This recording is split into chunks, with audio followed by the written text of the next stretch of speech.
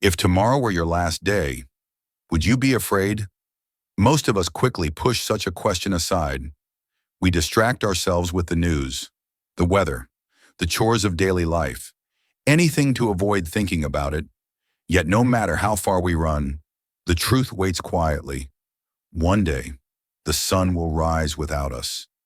Benjamin Franklin once said with his typical wit, "In this world, nothing can be said to be certain, except death and taxes." People chuckle at that line because it is both humorous and undeniable. But between those two certainties, it is death that unsettles us most. We can negotiate with taxes, delay them, complain about them. But death refuses every bargain. Still, the more I've spoken with older men and women, the more I've realized that death itself is not the source of fear. What weighs heavily is something deeper, the fear of living without meaning. We are not terrified of closing our eyes for the last time, but of looking back and realizing we never left a mark, never shared enough love, never lived as fully as we could have. This reflection is not meant to darken your mood, but to lighten your heart, because when we see death for what it is, a natural part of life, and when we understand the power of a meaningful life, fear loses its grip. Stay with me until the very end, because the most important lesson, the one that may change the way you see life itself, comes in the final chapter. The real fear, a life without meaning. When men and women speak honestly about what keeps them awake at night, it is rarely the moment of death itself. What lingers in the heart is the thought of wasted years, of a life that passed without purpose. Let me tell you about Harold, a retired engineer from Ohio. For decades, Harold worked long hours designing bridges and overseeing projects that connected cities. His career was solid, his pay generous, and his reputation spotless. When he retired, friends congratulated him, and colleagues praised his dedication. But in the quiet days of retirement, Harold felt restless. He looked around at his home, filled with the possessions of success. But his heart was unsettled. One evening, sitting with an old friend, he admitted, "I built bridges across rivers, but I failed to build bridges across my own family. My children barely know me." His voice cracked as he said the words. For Harold, the fear was not death. It was reaching the end of life and realizing he had been busy but not present, successful but not meaningful. Now think of Eleanor, a teacher in a small Midwestern town. She spent 40 years in the classroom, guiding restless students, encouraging shy ones, and demanding more from those who doubted themselves. At her retirement celebration, the school auditorium filled with hundreds of former students, many spoke of how she had changed their lives. One became a lawyer because she pushed him to believe he was smart enough. Another became a nurse because Eleanor had encouraged her compassion. Eleanor wept as she listened. She said, "I thought I was just teaching lessons, but now I see I was shaping lives." She owned no mansion, drove no luxury car, but her legacy was written in the hearts of those who carried her lessons forward. Psychologists tell us that human beings fear invisibility more than death itself. We fear the idea of vanishing without a trace, of being forgotten, of having lived in vain. Death seems terrifying when life has been shallow, but when life is full of meaning, death becomes less like a thief and more like a natural conclusion. This is why we must pay attention to the small, everyday acts that create legacy. Meaning is not limited to famous names or great heroes.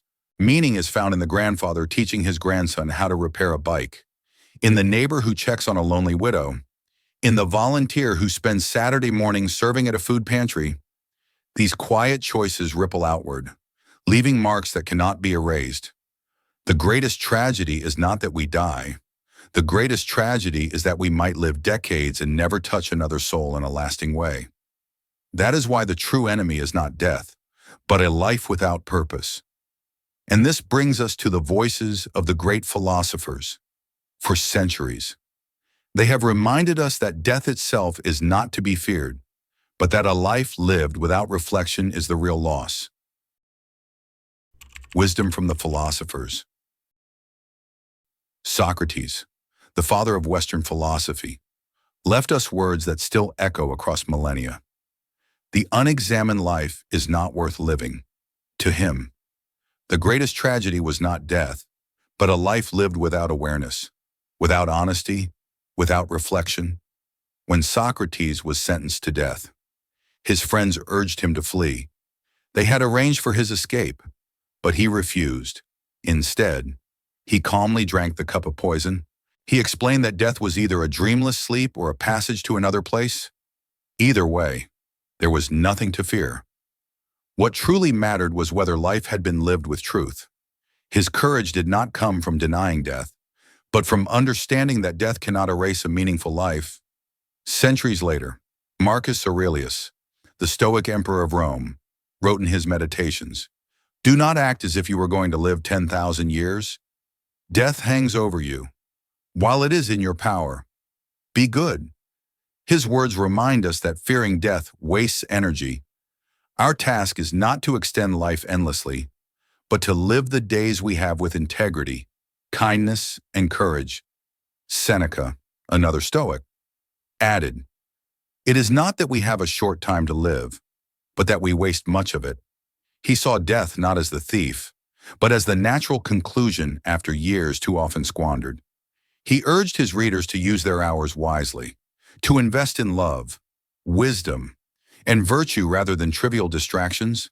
Modern culture has its own version of this wisdom in the idea of the bucket list. Americans often talk about the things they want to do before they die. For some, it is about adventure, skydiving, traveling to distant lands, learning new skills. For others, it is about reconciliation, visiting old friends, repairing broken relationships, expressing gratitude. The bucket list is a reminder that time is finite and that life is meant to be lived intentionally. But here lies the deeper challenge. We can fill a list with adventures, but still miss the question that matters most. What do I want my life to stand for? A powerful practice is to write down 5 things you hope to leave behind. They might be values such as kindness, patience, or resilience. They might be memories of laughter shared at family dinners. They might be the example of forgiveness in hard times. By naming them, we begin to shape our lives toward them. The philosophers remind us that death is certain, but peace is possible when life is meaningful. Their wisdom is not distant history. It lives on in how we face mortality today, in culture, in tradition, and in the way communities remember their dead. The American way of facing death. Benjamin Franklin's witty remark that nothing is certain except death and taxes captures the American spirit. A mixture of humor and realism in the United States. Death is not only acknowledged but woven into traditions that blend grief with remembrance. Funerals are not merely times of mourning, they are often gatherings of storytelling. Families sit together, recalling not only the pain of loss, but also the joy of memory. It is common to hear at an American funeral, "We are here not only to grieve, but to celebrate a life." Music is played, photographs are displayed, and stories are told that keep the person alive in memory. This cultural approach reflects something essential.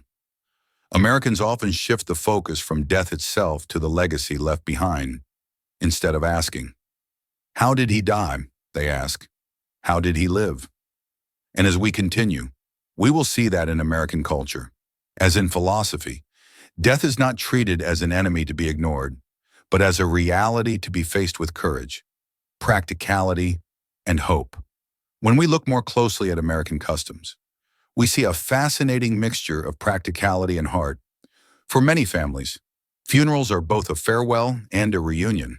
They grieve the loss, but they also laugh as they share old stories, remembering the quirks and sayings of the one who is gone. The event becomes less about death itself and more about the continuing life of memory. Take the story of Margaret, a nurse from Pennsylvania. She spent decades caring for patients, often staying late to comfort families in their hardest hours. When she died at the age of 92, the church overflowed. Former patients, colleagues, neighbors, and even strangers came to honor her. People did not talk about what she owned. They talked about her compassion, about the way she held a hand during a moment of fear, or whispered encouragement when someone was suffering. Her legacy was kindness, and it lived on in countless lives. This is not unusual. Americans often speak of legacy as something every person leaves behind. It might be the love of family, the values passed down, or the community built through small acts of service. Death may close a chapter, but legacy keeps the story alive. There is also a practical side. Many Americans plan ahead, writing wills, preparing instructions, even recording personal messages for their families. Far from being morbid, these acts give comfort. They allow loved ones to focus not on logistics, but on remembrance. In this way, the culture reflects a truth. Death cannot be avoided, but it can be faced with readiness and dignity. The marks we leave behind. When people speak of what they hope to leave behind, the first thought is often about material things. We imagine houses, bank accounts, family heirlooms, and while these can provide comfort, they are not what truly endures. Long after the money is spent and the property changes hands, what lingers are the stories told at the dinner table, the lessons passed down in quiet conversations, and the kindness remembered in moments of struggle. Think about Samuel, a man who worked most of his life as a bus driver in a small Texas town. He never became wealthy, and his name was never in the papers. Yet when he died at the age of 90, the turnout at his memorial surprised even his family. Former passengers came forward, recalling how Samuel greeted them every morning with warmth, how he kept a stash of peppermints for children nervous about their first day of school, how he noticed when someone looked down and offered a word of encouragement. He did not leave millions, but he left something more valuable, a community that remembered him with affection. Psychologists tell us that these memories serve as anchors for families and communities. They create a thread of continuity, a way for the living to feel that their loved one is still present. When a grandchild bakes a pie from their grandmother's recipe, when a son repeats his father's favorite saying, or when a neighbor recalls the generosity of someone long gone, those memories transform grief into gratitude. Death takes away the body, but legacy keeps the spirit alive. Too many people believe legacy is beyond their reach, that it belongs to presidents, inventors, or the wealthy. But legacy is built not in extraordinary moments, but in the steady rhythm of daily life. A nurse who cares for patients with compassion, a father who listens to his children with patience, a friend who shows up when no one else does. These are the architects of true legacy. Legacy is like planting a garden. Each day we scatter seeds, some small, some large. A smile at a stranger, a moment of forgiveness, a hand offered in help. All of these are seeds. Over time, they grow into memories that will outlive us. And when the day comes when we are no longer here, people will not ask how much we owned. They will remember how we made them feel. Ask yourself, what will be said about you when your story is told? Will your name be associated with possessions, or with patience, with wealth, or with warmth? The truth is that legacy is within the grasp of every person. We do not need to wait for some grand opportunity. Every day offers us a chance to shape how we will be remembered. When you choose kindness over anger, generosity over selfishness, gratitude over bitterness, you are shaping your legacy. And this is the gift. Death cannot erase these choices. In fact, it shines a light on them. Just as stars appear brighter against a dark sky, our acts of love stand out most clearly once we are gone. So as we move forward in this reflection, keep this in mind. What we leave behind is not measured in wealth, but in love. And the awareness of death is not meant to frighten us, but to remind us to plant seeds today that will bloom in the hearts of others tomorrow. Death as a reminder to live fully. If you were told you had only 1 year left to live, How would you spend it? Would you continue with the same routines, the same frustrations, the same unfinished conversations? Or would you finally do the things your heart has whispered about for decades, making peace with family, reaching out to friends, expressing love and gratitude without hesitation? This is where death, far from being only an end, becomes a teacher. Its certainty can sharpen our awareness and strip away illusions. It reminds us that every sunrise is borrowed time, every embrace is a gift, and every word of kindness is an opportunity that may not come again. Take the story of James, a 78-year-old man who was diagnosed with advanced lung disease. At first, the news filled him with despair, but after the initial shock, James chose to see his diagnosis as a wake-up call. He began to write letters to his grandchildren, not about money or inheritance, but about lessons he had learned, the value of honesty, the importance of perseverance, the joy of simple things. He also made it a point to call his siblings, with whom he had quarreled years earlier, and asked for forgiveness. His health never recovered, but his spirit did. In the final months of his life, James said he felt lighter than he had in years, not because death disappeared, but because meaning had replaced fear. There are practical ways to embrace this mindset. Some people write what is called a living will, not just outlining medical preferences, but clarifying values. It might include wishes like, I want my family to laugh often, to stay close, to practice kindness. Others take time to record their life stories, capturing memories and insights to pass down. Still others create what they call gratitude journals, writing daily notes of thanks to people around them. These simple practices transform ordinary days into legacies. Another powerful story is that of Maria, a retired librarian. When she was told she had less than a year to live due to heart failure, she did something unexpected. She organized monthly reunions with her old book club. For years, those women had been like family, but life's demands had scattered them. In her last year, Maria hosted them again, filling her home with laughter, stories, and the smell of freshly brewed coffee. When she passed away, her friends said those final months gave them some of their happiest memories together. Her death was sorrowful, but her final chapter was filled with joy. This is the paradox. Awareness of death does not drain life, it enriches it.